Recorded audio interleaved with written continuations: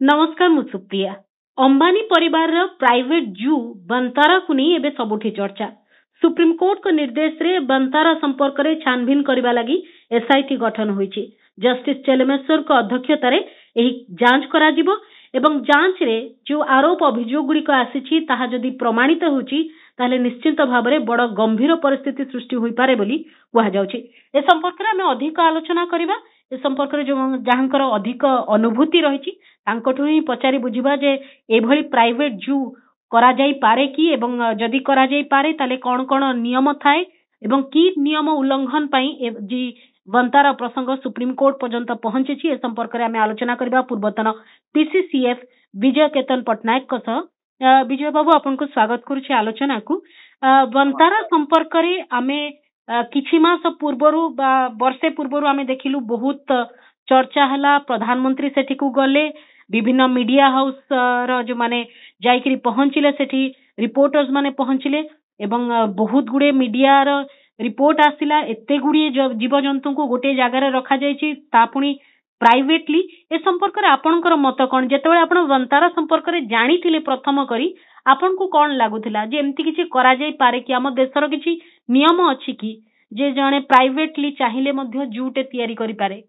तो आमर जो वन्यजंतु संरक्षण आईन रही 1972 रे आज्ञा तार अमेंडमेंट विभिन्न समय रही 1991 गोटे अमेंडमेंट होता जो कहला जे तमे तार जो गोटे रही से आईन चतुर्थ पुस्तक अच्छी सेंट्रल जू अथॉरिटी माने केंद्रीय चिड़ियाखाना अथॉरिटी गोटे गठन करा दायित्व दिखाई केन्द्र रे भारत जेकोसी अंचल चिड़ियाखाना किपरि कोठी जदि बसैया चाहूए रखा चाहूए अनुमति नहीं बसैबे पूर्वर जो गुड़ाक रही आगुरी वर्षे 18 मास भितर नियम दरखास्त करमिशन नहीं देवे। 2002 पुणी तार आमेंडमेंट है जो कहला आउ बिना परमिशन तुम बसई पार नहीं। तेणु प्राइवेट जो कर एक नुहे कारण अनेक लोक गोटे एनक्लोजर भितर किसी अल्प जंतु को रखा परमिशन रखापी परमिशन मागी पारती परमिशन मिल पाए। अर्ध सरकारी व्यवस्था अन्य अथॉरिटी माने ब्रह्मपुर यूनिवर्सिटी ओडिशा कथा मुझे कटक म्युनिसिपालिटी अन्य जो अनुष्ठान है सब हरिण रखापी भी परमिशन नहीं जोड़ा केन्द्र चिड़ियाखाना कर्तृपक्ष परमिशन अनुमति दे किंतु एटा प्राइवेट भी हो पार कारण अन्यत्र भी रही बिना परमिशन 2002 जदि धरा जाए 25 वर्ष खंडे चलला बिना अनुमति चली पार संभव भी नुहे। खूब बड़ 3500 एकर परिमित जगार अच्छी प्राय 20 पशु पक्षी अच्छा हाथी 200 खंडे अच्छा 300 खंडे बड़ चिता बाघ बाघ सिंह एमती अच्छा हार्बिवर भी तृणभोजी प्राणी बहुत अच्छा सरीसृप मैंने भी अच्छा केन्द्र समस्त रही निश्चित भाव परमिशन नहीं कौन से ना माननीय सुप्रीम कोर्ट भी जो ऑर्डर कर आम गोटे कम्प्लेन आसी कौन आम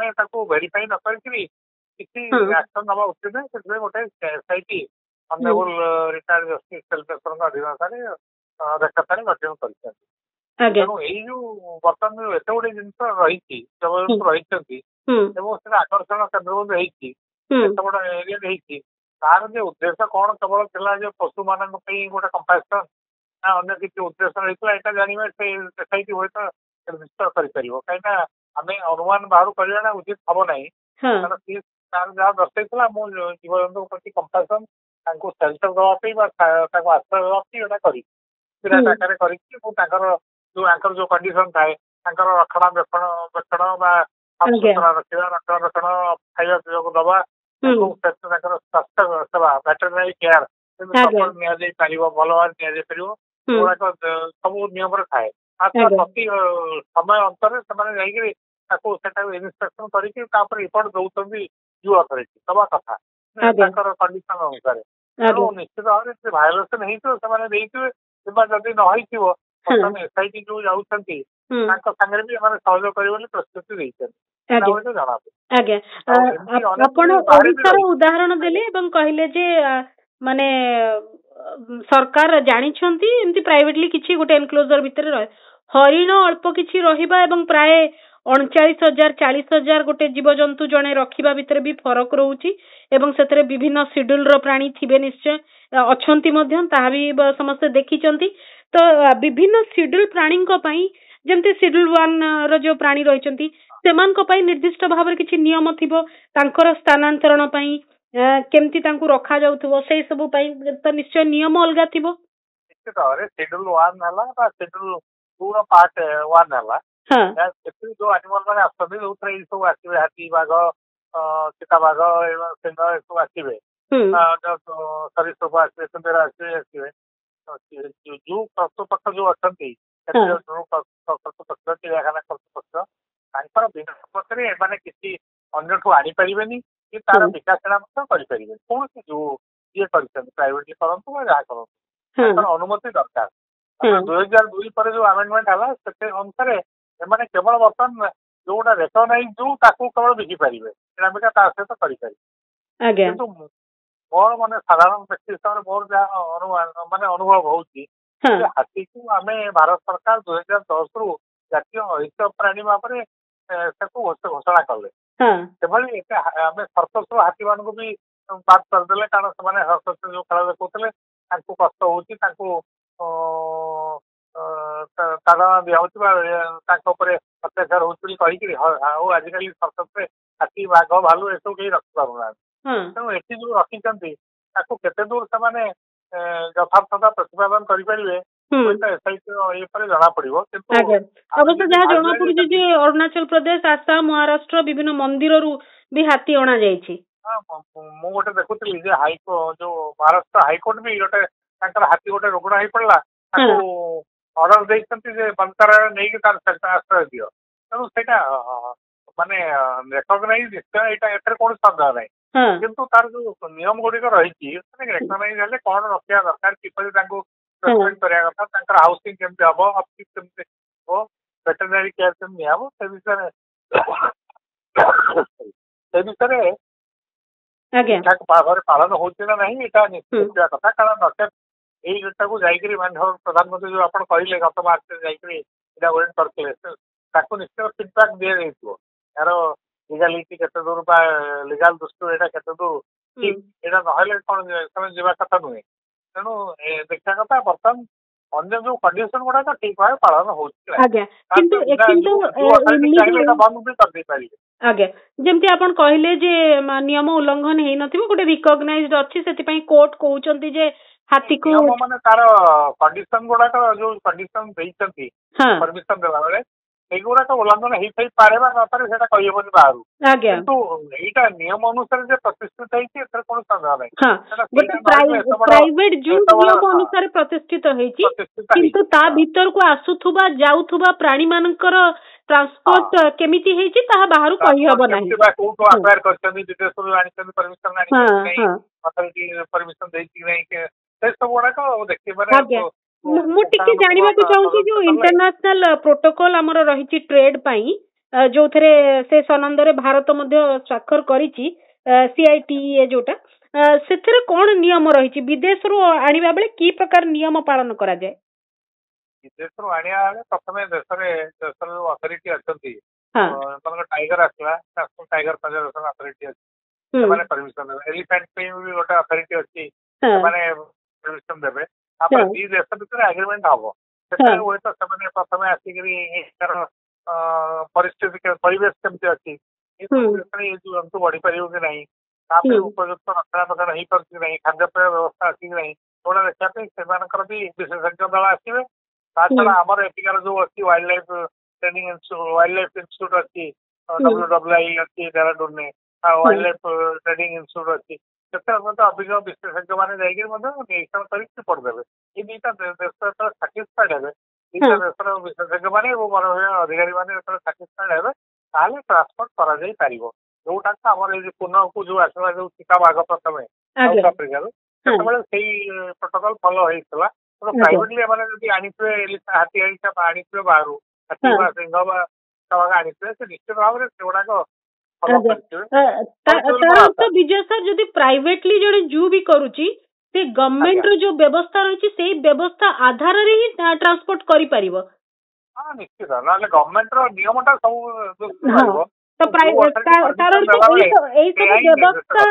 ଏଇ ସବୁ ବ୍ୟବସ୍ଥା ମାଧ୍ୟମରେ ହିଁ ତାକୁ ଆଣିବାକୁ ପଡିବ, କାରଣ ଫରେନ ଏକ୍ସଚେଞ୍ଜ ର କଥା ବି ଆସିବ ଯେତେବେଳେ ବିଦେଶରୁ ଆଣୁଛନ୍ତି। ବର୍ତ୍ତମାନ ଆଉ ଯେହେତୁ ସେମାନେ କେବଳ ଜୁ ଭିତରେ ରେକଗ୍ନାଇଜ ଜୁ ଭିତରେ କିଣାବିକା କରିବେ, ହୁଏତ ଜୁ ଅଥରିଟି ସେ ମାନେ ଏକ୍ସଚେଞ୍ଜ କରିଦେଇପାରେ, ମାନେ ଅର୍ଥରେ ନ ନେଇକିରି ଯଦି ଏମାନେ ମନେକର ଗୋଟେ ଭାରତ ଭିତରେ ଥିବା କୋଉ ଜୁ କୁ ରେକଗ୍ନାଇଜ ଜୁ କୁ ଦବାକୁ ଚାହିଁବେ ବା ଜୁ ନବାକୁ ଆଗରୁ ଚାହିଁବ, ସେଠି ସେ ଏକ୍ସଚେଞ୍ଜ କରିଦେବେ, ଏକ୍ସଚେଞ୍ଜ ଭ୍ୟାଲ୍ୟୁ କରିଦିଅନ୍ତି। କାରଣ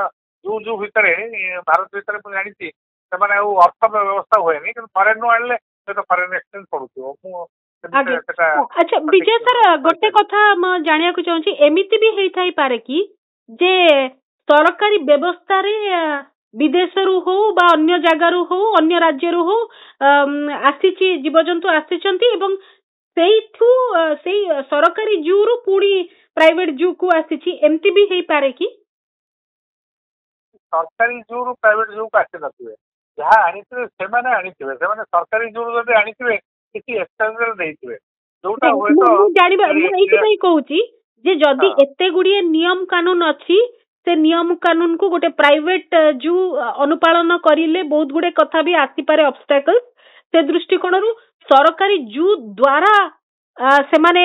ଆଣିକିରି ରଖିପାରିଥିବେ କି, ଏଭଳି ଆଶଙ୍କା ରହୁଛି କି? ଧରନ୍ତୁ ଧଳା ବାଘ ଓଡିଶାରେ ବହୁତ ଅଛନ୍ତି, ସେମାନେ ଧଳା ବାଘ ନବାକୁ ଚାହିଁବେ, ତାହେଲେ ସେ ଜୁ କର୍ତ୍ତୃପକ୍ଷକୁ ସେ ପ୍ରଥମେ ଆପ୍ଲାଏ କରିଥିବେ। ଜୁ କର୍ତ୍ତୃପକ୍ଷ ଆମର ଯୋଉ ନନ୍ଦନକାନନ କର୍ତ୍ତୃପକ୍ଷକୁ ମାଗିଥିବ ଯେ ତମେ ଦେଇପାରିବ କି ତମର ଅଧିକା ଅଛନ୍ତି କି ନାହିଁ, ଇଏ ହଁ କଲା ପରେ ତାପରେ ଡିସାଇଡ୍ ହେଇଥିବ ଏଇ ଧଳା ବାଘ ଦେଲା ପରେ ସେମାନେ ତାଙ୍କଠୁ କୋଉ ଜନ୍ତୁ ଆଣିବେ ଯାହା ଆମର ନାହିଁ। ଆମର ନାହିଁ ମାନେ ଗୋଟେ ତାଙ୍କ ପାଖରେ ଗୋଟେ ଜିରାଫ ଥିବ, ଆମର ଜିରାଫ ନାହିଁ ଆଣିପାରିବେ, କିନ୍ତୁ ହେଇକିରି ସେ ଏକ୍ସଚେଞ୍ଜ ଭ୍ୟାଲ୍ୟୁଟା ସେମାନେ ଡିସାଇଡ୍ କରନ୍ତି। ମାନେ ଦିଟା ହାତୀ ଦେଲେ ଦିଟା ଧଳା ବାଘ ଦେଲେ କଣ କଣ ସେମାନେ ଦେବେ, ସେଇଗୁଡାକ କରାଯାଏ। ଯଦି କରାହେଇଥିବ ସରକାରୀ ଚିଡ଼ିଆଖାନା ଯଦି ସେମାନେ ନେଇଥିବେ, ତମ କଥା ନର୍ମାଲି ନୁହେଁ, ଯଦି ନେଇଥିବେ ତାହେଲେ ସେମାନେ ବିନିମୟରେ ଦେଇଥିବେ, କାରଣ ସେଠି ଆଉ ଅର୍ଥର କାରବାର ହଏ ନାହିଁ। ଅର୍ଥ କୋଉଠୁ ଦେଇପାରିବ ସରକାରୀ, ମାନେ ଯୋଉ ଆଣିଥିବେ ସେଠି ସେମାନେ ଫରେନ୍ ଏକ୍ସଚେଞ୍ଜ କାରବାର କରିବେ। ଆଜ୍ଞା, ଯେତେବେଳେ ଆସୁଛନ୍ତି ବିଦେଶରୁ ଯେତେବେଳେ ଆସେ କଣ କଣ କ୍ଲିୟରାନ୍ସ ଦରକାର ପଡିଥାଏ? ଯେତେବେଳେ କୌଣସି ସ୍ପେସିସ୍ ବା ପର୍ଟିକୁଲାରଲି ଯେତେବେଳେ ଏଣ୍ଡେଞ୍ଜର ସ୍ପେସିସ୍ ର କଥା ଆସେ, ସେତେବେଳେ କଣ କଣ ସବୁ କ୍ଲିୟରାନ୍ସ ଆବଶ୍ୟକତା ପଡିଥାଏ? ପ୍ରଥମ କଥା, ଯଦି ଜୀବଟି ତାଙ୍କ ଦେଶରେ ଯୋଉଠୁ ଆସିବ ସେଠି ଯଦି ଏଣ୍ଡେଞ୍ଜର୍ଡ ସେମାନେ ଦେବେ ନାହିଁ, କାରଣ ତାର ରକ୍ଷଣାବେକ୍ଷଣ କରି ତାର ଯଦି ବଂଶବୃଦ୍ଧି କରିବା ହଉଛି ତାଙ୍କର ପ୍ରଥମ ପ୍ରାଥମିକ ଦାୟିତ୍ୱ। ତାପରେ ଯଦି ସେମାନଙ୍କର ଏକ୍ସେସ୍ ଅଛନ୍ତି, ଯଥେଷ୍ଟ ସଂଖ୍ୟାରେ ଅଛନ୍ତି, ସେମାନେ ଦବାକୁ ରାଜି ହେବେ। ମନେକର ସେଠି ଅଛନ୍ତି, ଆମର ଏଠି ନାହାନ୍ତି, ଦବାକୁ ରାଜି ହେବେ। ରାଜି ହେଲେ ଭାରତ ସରକାରଙ୍କ ଥ୍ରୁରେ ଏମାନେ ଆପ୍ଲାଏ କରିବେ, ମାନେ ସିଧାସଳଖ କରିପାରିବେ ନାହିଁ। କାରଣ ଏଇ ଯୋଉ ଜନ୍ତୁ ବିନିମୟ ପାଇଁ ମାନେ କୌଣସି ସିଧାସଳଖ ପ୍ରସ୍ତାବ ଦେଲେ କୌଣସି ଅନ୍ୟ ରାଷ୍ଟ୍ର ଏହାକୁ ଗ୍ରହଣ କରିବ ନାହିଁ। ତେଣୁ ସେମାନେ ଭାରତ ସରକାରଙ୍କ ଥ୍ରୁରେ କେବଳ ସିଏ କାହିଁକି ଯେକୌଣସି ଯେକୌଣସି ଚିଡ଼ିଆଖାନା, ସରକାରୀ ଚିଡ଼ିଆଖାନା ହଉ ବି ସେମାନେ ବି ସିଧାସଳଖ ଆପ୍ଲାଏ କରିପାରିବେ। ମାନେ ଭାରତ ସରକାରଙ୍କ ଜରିଆରେ ମାନେ ଆପ୍ଲାଏ କରିବେ, ଆମେ ଏହା ଆଣିବାକୁ ଚାହୁଁଛୁ। ପ୍ରଥମ ପର୍ଯ୍ୟାୟରେ ତାଙ୍କର ଗୋଟେ ବିଶେଷଜ୍ଞ ଦଳ ଆସିକି ଦେଖିବେ ସେ ଜନ୍ତୁ ଆସିଲେ ତା ପାଇଁ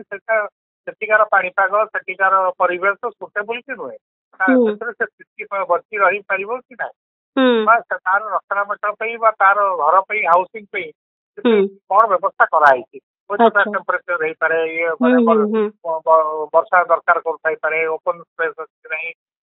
ଖାଦ୍ୟପେୟ କେମିତି ତାକୁ ମିଳିବ କଣ ହବ, ଏଗୁଡା ସବୁ ଦେଖିବେ। ଦେଖି ଗଲା ପରେ ସେମାନେ ଯଦି ଓକେ କରିବେ, ତାପରେ ବିଶେଷଜ୍ଞ ଟିମ୍ ଗଠନ ହବ। ଦେଶର ବିଶେଷଜ୍ଞ ମାନଙ୍କୁ, ୱାଇଲ୍ଡ ଲାଇଫ୍ ବିଶେଷଜ୍ଞ ମାନେ ଯୋଉ ଅଛନ୍ତି, ବନ୍ୟପ୍ରାଣୀ ବିଶେଷଜ୍ଞ ଅଛନ୍ତି, ତାଙ୍କୁ ନେଇକି ଯୋଉ ଟିମ୍ ଗଠନ ହବ, ସେମାନେ ଭିଜିଟ୍ କରିକି ଯୋଉ କଣ୍ଡିସନ ଗୁଡାକ ଯାହା କଣ କଣ କଣ୍ଡିସନ ରହିବା କଥା ଡିସାଇଡ୍ କରିବେ ଦି କଣ୍ଟ୍ରିର ମିଶିକିରି। କଲା ପରେ ଏମାନେ ଯଦି ଆଗ୍ରି କରିବେ ତାହେଲେ ସେମାନେ ଦବାକୁ ପ୍ରସ୍ତୁତ ହେବେ। ତାଙ୍କର ଯାହା ଫରେନ୍ ଏକ୍ସଚେଞ୍ଜ ନବା କଥା, ଯେହେତୁ ଏଟା ପ୍ରାଇଭେଟ ଜୁ, ସେମାନେ ଡିମାଣ୍ଡ କରିବେ ଏତିକି ଟଙ୍କା ଆମର ଦରକାର। ତାର ଅର୍ଥ ମାନେ ସାଧାରଣ ଲୋକ ବୁଝିବା ଉଦ୍ଦେଶ୍ୟରେ ଯଦି ଆମେ କହିବା, ପ୍ରାଇଭେଟ ଜୁ କୁ ଜୀବଜନ୍ତୁ ଆସିଲେ ମଧ୍ୟ सेठी देश ही मानि पड़िबो जे आमे सुरक्षित भाबरे जीवजंतु को रखिबु सेई भली तांको जणेबाकू पड़िबो तांको विदेश रु जदी आसी मानि कारण जो अथॉरिटी परमिशन देला बेले सेही कंडीशन रखतांती एवं सेमाने होउछन प्रति समय 6 मास करंतु बा 3 मास अंतरे तांकर जाईकरी दल विशेषज्ञ दल जो चिड़ियाखाना कर्तृपक्ष दल सेटा को जाईकरी निरीक्षण करिया कथा को रिपोर्ट दबा कथा माने प्राइवेट जू को मध्य इंस्पेक्शन पई गवर्नमेंट व्यवस्था रो लोक जाईकरी देखि के आसीबा कथा कारण सेटा कंडीशन ओडा पास आता प्राइवेट जू है तादर ओडा मुख्य ये रहे जे एटा तमे विशेष करी ताकू दिया जाए तमे जदी गवेषणा करिवो शिक्षा पे ई ओडा तो कंडीशन दिया दरकार कारण समाने ओडा रिसर्च करिवे शिक्षा लोकमान पिलामान को शिक्षा दवा पे करिवे एटा भी गोटा गवर्नमेंट कंडीशन खाली जे देखै करी पैसा दे करे हम तो सरतो करूची सेटा नुहे तमे संगे गवेषणा करतो शिक्षा व्यवस्था थिबो रिसर्च कर परिवो आ मते जा लागु तो समाने जेनेटिकली किसी रिसर्च करते किंतु भविष्य रे ई प्राणी जदि केतरे विलुप्त हो जाए ताको पुणी आउ थरे पुनरुद्धार करा जाय परियो जेमती आपण माने गोटे जेमती गोटे पब्लिक ऑडिट रो व्यवस्था भितरे माने मु कहिबी जे गोटे राडर भितरे रुहंती मनकर नंदन कानून को विदेशी पशु पक्षी आछंती जदि तांकर आसिला बेले किछि गोटे समस्या हला कि नंदन कानून रे रहउतबा जीवजंतु जदि मृत्युवरण करूछंती साधारण लोक प्रश्न पचारती नंदन कानून अथॉरिटी को बा हमर जो डिपार्टमेंट को गोटे प्रश्न पचरा जाए जे सुरक्षित काई रखि नथिले कि सेठी कोन समस्या रहला ए सब जो प्रश्न गुड़िक प्राइवेट सेक्टर हेले से प्रश्न को ही सामना करिवार अवकाश बहुत कम से दृष्टि मध्ये गोटे वल्नरेबिलिटी नाही कि जो जो एनिमल सेठी रहउचंती देखंतु प्राइवेट सेक्टर जे तो हेची तमाने सेटा पब्लिक पे ओपन नहीं नथियो होय तो देखियो को अलग दृष्टि रो कहूछ माने गोटे अकाउंटेबिलिटी जो फिक्स रहबा अकाउंटेबिलिटी निश्चित भाव रे कम थिबो जो कर्तृपक्ष पे थिबो अरे एमाने पचारले से माने कहउथिबे हां किंतु होय तो पब्लिक चाहिले कहउ नथे किंतु होयति दंडकार हला कोन आपण जानछन्ते जे जदी गोटे को जस्तो मरि गला विदेश रे संगे संग खबर होई छै सेटा खबर कागज रे बाहर किंतु बंतारा भितर कोन होछि ता खबर होनी ना आज्ञा तेनु गोटे आम नंदनकानन से वेटरनरी कॉलेज जो अछि तांकर गोटे चुक्तिनामा हेछि सेमानकर वेटरनरी डॉक्टर अछंती दरकार हेले ताकर वेटरनरी हॉस्पिटल भुवनेश्वर नै गिरी चिकित्सा करा जाय तेनु जदि पहला समय पोस्टमार्टम करी रिपोर्ट भी दियंती को कारण होइछि कोन हेछि सेटा जानि दिया जाय मतलब लोक जेता जदि न्यूज पेपर बा मीडिया बा पब्लिक चाहिले सेटा होइछि जाना जाय किंतु प्राइवेटली मते लागु सेटा समय ओपन हेइ नथबे एमाने केवल जो पक्ष को जहा जणाउतबे प्राइवेट लोक को कारण से डिटेल तो एते सहजरे पसिकिरी जानिबा कि मला कोन हला जानिबा सहज भी नहे आज्ञा ओ लोक मन सहज संख्या रे जाउ नते ता भितर हां एटा रहउथे केमते जोडा को समाने ग्लास हाउस भितर बा रखि कि देखौथिबे हां तो से तो मो भाउचे पट्टा हई न तो जोडा को एसआई के हला पर हम बहुत बड़े जिंस क्लियर हे परिया समाने निश्चय तो दिगो पर निरीक्षण करिवे जोडा का आगरो हेइ नतला आज्ञा कर्तृपक्ष जो जाउथबे समाने एटा दृष्टि मत दउ नथबे ये सब जिन थोड़ा का जो जिन थोड़ा का अपन बर्तन पॉइंट आउट करछन्ती तो एसआईटी मत से जिन पर कारण माने साधारण लोकंकर हमर गोटे धारणा रहिछि जे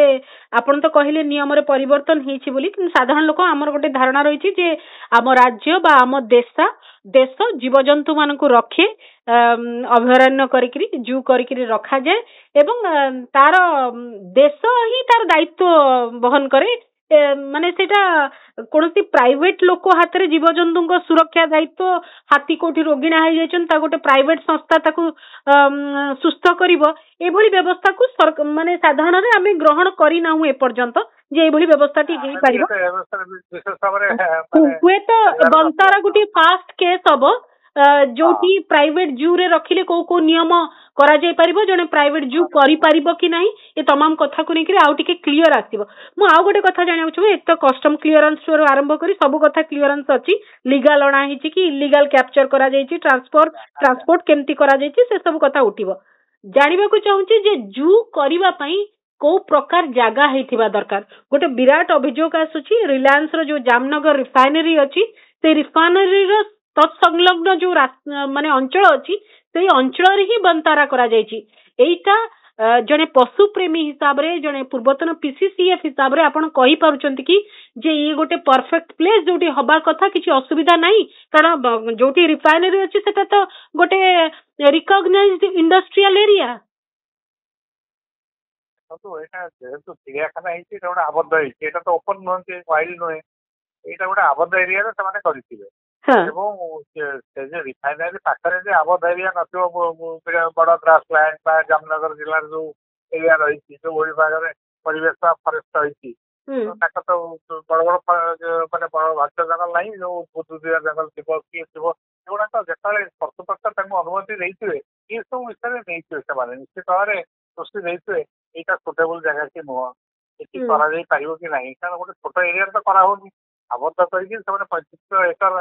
ଆବଦ୍ଧ ଏରିଆ ଭିତରେ ଏଇଟାକୁ କରିଛନ୍ତି। ତେଣୁ ସେଠି ମାନେ ଏତେ ଗୁଡାକ ଜାତୀୟ ପ୍ରଜାତିର ପଶୁପକ୍ଷୀ ରଖିଛନ୍ତି। ତେଣୁ ସେ ଦୃଷ୍ଟିରୁ ଯାହା ଯୋଉମାନେ ଦେଲେ ଅନୁମତି ଦେଇଛନ୍ତି କେନ୍ଦ୍ର ଚିଡ଼ିଆଖାନା କର୍ତ୍ତୃପକ୍ଷ ଏସବୁ ବିଷୟ ପ୍ରତି ଦୃଷ୍ଟି ଦେଇଥିବେ। ତେଣୁ ସେଇଟା ମଧ୍ୟ ସୁଟେବୁଲ କି ନୁହେଁ ସେଇମାନେ ହିଁ କହିପାରିବେ। ସୁଟେବୁଲ ନ ହେଇଥିଲେ ସେମାନେ ଦବାର କୌଣସି ଆବଶ୍ୟକତା ରହିଲା, ମନା କରିଥାନ୍ତେ ଅନ୍ୟ ଜାଗାରେ ଦେଖ। ତେଣୁ ସେଇ ବିଷୟରେ ଆମେ ମତାମତ ଦେବା ଠିକ ହବ ନାହିଁ, କାରଣ ସେମାନଙ୍କର ଯୋଉ ଏକ୍ସପର୍ଟ ମାନେ ଯାଇଥିବେ ଭିଜିଟ କରିକି ଅନୁମତି ଦବା ପୂର୍ବରୁ ସେ ଗୁଡାକ ସେ ଦେଖିଥିବେ, ସେତେବେଳେ ଲ୍ୟାଣ୍ଡ ସୁଟେବିଲିଟି ତାଙ୍କର କ'ଣ ଫ୍ୟାସିଲିଟିଜ ଅଛି, କ'ଣ ଫ୍ୟାସିଲିଟି ଯୋଗେଇ ଦେବେ ବୋଲି ସେମାନେ ପ୍ରମିଶ କରୁଛନ୍ତି, ଏ ସବୁଗୁଡାକୁ ବିଚାରକୁ ନେଇକରି ଅନୁମତି ଦିଆଯାଏ। ଓକେ ବିଜୟ ସାର୍, କିନ୍ତୁ ଯେତେବେଳେ ବିଶ୍ୱର ଗୋଟେ ବଡ ଲାର୍ଜେଷ୍ଟ ପ୍ରାଇଭେଟ ଜୁ ବୋଲିକିରି ତାର ଆଖ୍ୟା ପାଇଛି, ତା ଭିତରେ କ'ଣ ଭଲ ମନ୍ଦ ଚାଲିଛି ଏବଂ ଯାହାଙ୍କ ପାଇଁ ସେ ଜୁଟି କରାଯାଇଛି ସେମାନେ ସୁରକ୍ଷିତ ଅଛନ୍ତି କି ନାହିଁ ସେ ସବୁ କରିବାକୁ ପଡିବ। କାରଣ ଗୋଟେ ଯେତେବେଳେ ଯୋଉମାନେ ପୂର୍ବରୁ କେଳା ମାନେ ରଖୁଥିଲେ, ସାପ ରଖୁଥିଲେ, ନିୟମ ପରିବର୍ତ୍ତନ ହେଲା, ଆଜି ଦିନରେ ଯେତେବେଳେ ଚୋରା ଲୁଚାରେ ସେମାନେ ରଖୁଛନ୍ତି ବା କୌଣସି ପ୍ରକାର କଥା ସାମ୍ନାକୁ ଆସୁଛି ତାଙ୍କ ଉପରେ ଚାର୍ଜେସ୍ ରହୁଛି। ତ ଯେତେବେଳେ ମାନେ ଯୋଉ ସୋସାଇଟିର ଯୋଉମାନେ ଧନୀ ଲୋକ, ଯୋଉମାନେ ବଡ ବଡ ଲୋକ, ସେମାନେ ଯଦି ନିୟମର ଖିଲାପ କରୁଛନ୍ତି ତାଙ୍କ ପାଇଁ ମଧ୍ୟ ଆଇନ ଏକା ଭଳିଆ ରହିବ, ଏ ଆଶା ଆମେ କରିପାରିବା କି ସାଧାରଣ ଲୋକ? ନିଶ୍ଚିତ ଆଶା ଅଛି। ଏଇ ଯୋଉ ନିୟମଟି ରହିଛି, ବନ୍ୟଜନ୍ତୁ ସଂରକ୍ଷଣ ଆଇନ ରହିଛି, ବିଭିନ୍ନ ସମୟରେ ତାହାର ଆମେଣ୍ଡମେଣ୍ଟ ମଧ୍ୟ ହେଇଛି, ତାହାର ଲକ୍ଷ୍ୟ ସବୁବେଳେ ଠିକ ରହିବ। ସେ ଯାହା ସେଇ ଅନୁସାରେ ତ ଗୋଟେ ଘରେ ଆପଣ ଗୋଟେ ଆବଦ୍ଧ କରିକି ଗୋଟେ ବନ୍ୟଜନ୍ତୁ ରଖିପାରିବେନି, ଗଣ୍ଡିଆଟେ ହଉ ବା ଇଏଟେ ହଉ, ଛୁଆଟିକୁ ପଞ୍ଜୁରୀ ରଖିଲେ ବି ଆପଣଙ୍କ ଉପରେ ଦୋଷ ଲାଗିଯାଇପାରେ, ଯଦି ଘରେ ରଖିଲେ ବି ଦୋଷ ଲାଗିଯାଇପାରେ। ତେଣୁ ସେଇଟାକୁ ଗୋଟେ ସେମାନେ ଗୋଟେ ଯୋଉ କର୍ତ୍ତୃପକ୍ଷ ଦେଇଛନ୍ତି ତାକୁ ଅନୁମତି ଦେଇଛନ୍ତି, ସେଗୁଡାକ ନିର୍ଦ୍ଦିଷ୍ଟ କରାଯାଇଥିବ। ତମେ ତାକୁ ଆବଦ୍ଧ କୋଠରୀ ଭିତରେ ରଖିପାରିବନି, ସବୁବେଳେ ତାକୁ ଖୋଲାରେ ବିଚରଣ କରିବାକୁ ଦିଆଯିବ। ପ୍ରତ୍ୟେକ ପାଇଁ ସେମିତି ସମ୍ପୂର୍ଣ୍ଣ ଯେତେ ସେମାନେ ଆବଶ୍ୟକ ମତେ ଖୋଲା ଏରିଆ ସ୍ଥାନ ଥିବ ଯୋଉଥିରେ ସେମାନେ ସ୍ୱଚ୍ଛନ୍ଦରେ ବିଚରଣ କରିପାରିବେ। ତାଙ୍କ ପାଇଁ ଖାଦ୍ୟ ବି ପ୍ରଚୁର ପରିମାଣରେ ଥିବ, ପାନୀୟ ବି ଥିବ, ତାଙ୍କର ଭେଟେନାରୀ କେୟାର ନେବା ପାଇଁ ତମେ ଉପଯୁକ୍ତ ବ୍ୟବସ୍ଥା କରିଥିବ, ଏସବୁ ଗୁଡାକ ଥିବ। ତେଣୁ ସେମାନେ ନିଶ୍ଚିତ ଭାବେ ରହିବା କଥା। ନ ରହିଲେ ତ ବର୍ତ୍ତମାନ ଯଦି ସେମାନେ ରିପୋର୍ଟରେ ଆସେ କିଛି ତାର ବିରୁଦ୍ଧରେ ଆସେ, ତାହେଲେ ଚିଡ଼ିଆଖାନା କର୍ତ୍ତୃପକ୍ଷଙ୍କୁ ମାନ୍ୟବର ସୁପ୍ରିମକୋର୍ଟ ନିର୍ଦ୍ଦେଶ ଦେବେ ତାକୁ ବନ୍ଦ କରିଦିଅ। ବନ୍ଦ କରିଦେବା ପାଇଁ ତାଙ୍କର ବି ଥାଏ, ସେମାନେ ଚାହିଁଲେ ବନ୍ଦ କରିଦେଇପାରିବେ। ଆଜ୍ଞା ବିଜୟ ସାର୍, ଶେଷ ପ୍ରତିକ୍ରିୟା ଚାହିଁବି। ଦେଶର ସବୁ ବଡ ବଡ ଜୁ ସମ୍ପର୍କରେ ଆପଣଙ୍କର ନିଶ୍ଚିନ୍ତ ଅଳ୍ପ ବହୁତ ଆପଣ ସୂଚନା ରଖିଥିବେ। ଯାହା ବନ୍ତାରା ଭିତରେ ଯେତିକି ନମ୍ବର ଭାଲୁ, ହାତୀ, ବାଘ, ସିଂହ ସବୁ ଅଛନ୍ତି ବୋଲିକିରି ନମ୍ବର ସାମ୍ନାକୁ ଆସୁଛି, ଆମର ଗଭର୍ଣ୍ଣମେଣ୍ଟ ପରିଚାଳିତ ଜୁ ମାନଙ୍କରେ ସେତିକି ନମ୍ବର ଅଛି ତ? ଜୁ ଗୁଡିକ ସେତିକି ସମୃଦ୍ଧ ଦେଖାଯାଉଛି ତ? କାହିଁକି ଏଇ କଥାଟି କେମିତି ହେଇପାରିଲା? ଯଦି ଜୀବଜନ୍ତୁ ଅଛନ୍ତି, ଜୀବଜନ୍ତୁ ଗୋଟେ ପ୍ରାଇଭେଟ ଜାଗାରେ ରହିପାରୁଛନ୍ତି, ତାହେଲେ ଗଭର୍ଣ୍ଣମେଣ୍ଟରେ କାହିଁକି ସଂଖ୍ୟା କମ ଆଉ ପ୍ରାଇଭେଟ ଜୁଟି କାହିଁ ଅଧିକ ସମୃଦ୍ଧ ଆଉ ଅଧିକ ମାନେ ଭେରାଇଟିର ପଶୁ ପକ୍ଷୀ ଥିବା ପରିସ୍ଥିତିକୁ ଆସିପାରିଛି? କଣ ହେଇଥିବ, କାରଣ କଣ? ମୁଁ ଯାହା ଭାବୁଛି, ସେ ବ୍ୟକ୍ତିଗତ ମତ ହେଇପାରେ, କେବଳ ଯେ ସେ ଯୋଉ ଗ୍ରାଉଣ୍ଡରେ ସେମାନେ ପରମିଶନ ନେଇଛନ୍ତି, ଆମେ କମ୍ପାସନେଟ୍ ଟୁ ଆନିମଲ, ତାଙ୍କର ରକ୍ଷଣାବେକ୍ଷଣ ଇଏ ପାଇଁ ଆମକୁ ଅନୁମତି ଦିଆଯାଉ, ଏଇଟା ନଥାଇକିରି ହୁଏତ କିଛି କମର୍ସିଆଲ ବି ତାଙ୍କ ଚିନ୍ତାଧାରା ଥାଇପାରେ, ବ୍ୟବସାୟିକ ବାଣିଜ୍ୟିକ ଚିନ୍ତାଧାରା ଥାଇପାରେ। ଯେମିତି ତାର ଜେନେଟିକାଲ କନଜରଭେସନ କରିବା, କରିକିରି ସେମାନେ ଯଦି ଭବିଷ୍ୟତରେ ବିଲୁପ୍ତ ହେଇଯାଆନ୍ତି ତାକୁ ପୁଣି ଥରେ ସେ ସେମିତି ରିଭାଇଭ୍ କରାଯାଇପାରିବ। ମାନେ ଜେନେଟିକ ତାର ଯୋଉ ଜେନେଟିକାଲ ତାଙ୍କର କଲେକ୍ସନ କରିକିରି ହୁଏତ କିଛି ସେମାନେ ବିକ୍ରି କରିଦେଇ ପାରୁଛନ୍ତି କାହାକୁ, କ'ଣ ସେଗୁଡାକ ଜଣା ପଡିବନି, ବାହାରୁ ଜଣା ପଡୁନଥିବ। କିନ୍ତୁ ଏରିଆ ହିସାବରେ ତାକୁ 2500 ଏକର ଜାଗା ଅଛି, ଏତେ ଜନ୍ତୁ ରଖିଲେ ସେଗୁଡାକ ଠିକ ଅଛି। କିନ୍ତୁ ଏମାନଙ୍କର ଯୋଉ ସରକାରୀ ଚିଡ଼ିଆଖାନା ଅଛି ସେଟା ଏତେ ବଡ ବଡ ଜାଗା ନାହିଁ, ନନ୍ଦନକାନନ ରହିଲା, ତାର ଗୋଟେ ଲିମିଟେଡ ଏରିଆ ଭିତରେ ଅଛି, ତାର ପୁଣି ବଜେଟ ରହିବା ଦରକାର। ତାଙ୍କ ଖାଦ୍ୟ ରକ୍ଷଣାବେକ୍ଷଣ ଦବା ଦରକାର। 40,000 ଆନିମାଲ କେତେ ଖର୍ଚ୍ଚ ହବାକୁ ପଡୁଥିବ ମିନିମମ୍ ଗୋଟେ ଯଦି ଆମେ ଗୋଟେ ଅନ୍ଦାଜ କରିବା? କାରଣ ସେମାନେ ପୁରା କ୍ଲିୟରଲି କହୁଛନ୍ତି ଏଇଟା ଗୋଟେ କମ୍ପାସନେଟ୍ କମ୍ୟୁନିଟି ପ୍ରୋଗ୍ରାମ ବୋଲିକିରି ସେମାନେ କହୁଛନ୍ତି ଏବଂ ଏଥିରେ ସେମାନେ କହୁଛନ୍ତି ଯେ ସମ୍ପୂର୍ଣ୍ଣ ଭାବରେ ଫିଲାନ୍ଥ୍ରୋପିକ୍ ଇଏ